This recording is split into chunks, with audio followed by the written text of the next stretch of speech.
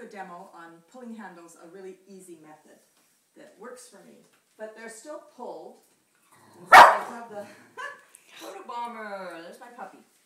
I extrude the blanks. So start off with the blank, and I cut them to lengths. I usually do about 10 at a time. On one end a little bit thicker. You see, it's just a regular extrusion. Now a lot of folks extrude the handles and pop them on the mugs. I like a pulled handle, and I want it to look pulled. Thicker at the top, thinner at the bottom, wider this way, thinner, so it has energy and flow of a pulled handle. But when you start with a blank, it just makes it so easy.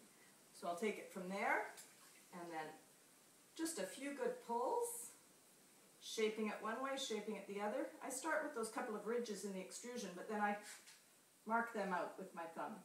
But making sure to leave these sides nice and smooth and round. So there's one right there. So you see it goes from wider and thicker to thinner, that way and that way.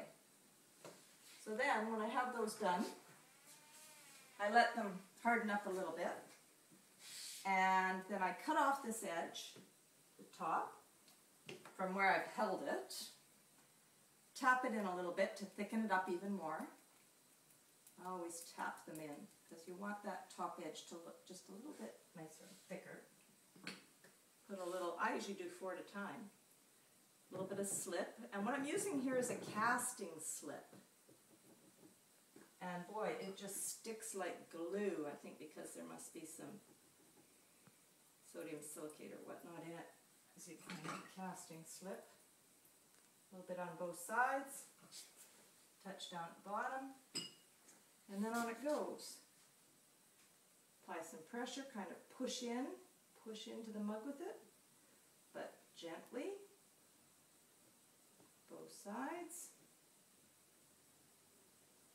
I kind of futz around it a little bit, and then I'll come back later to sponge it in.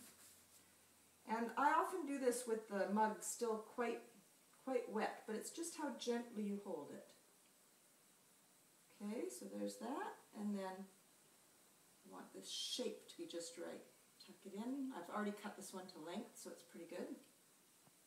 Push that down. Now I'm going to go back and play with this little angle here, because I want the negative space to be just right. Pull that down. Tied in there real well. And then I mess with this little piece of negative space, because I want that angle right there to flow sweetly. Then I set them upside down. I let them set up for a couple of more hours. One last thing I do is I put a little swirl right in the handle here for a thumb rest. Just something.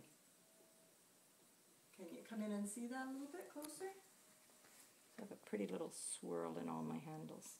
And then I'll come back later in the day to sponge gently around them and make sure that I like the finished product. Thanks.